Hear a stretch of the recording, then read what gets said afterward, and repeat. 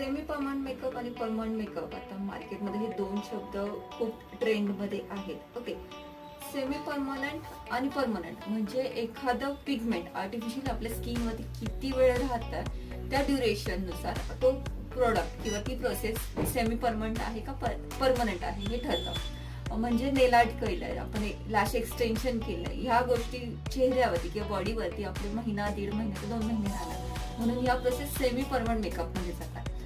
Eyebrows झाले, lips झाले, lips correction झालं, लिप न्यूट्रलायझेशन झालं, ह्या गोष्टी बॉडीवरती किंवा स्किनवरती किंवा चेहऱ्यावरती 5 ते 10 वर्षापर्यंत राहतात, म्हणून या प्रोसेसला परमनंट मेकअप असं म्हणतात.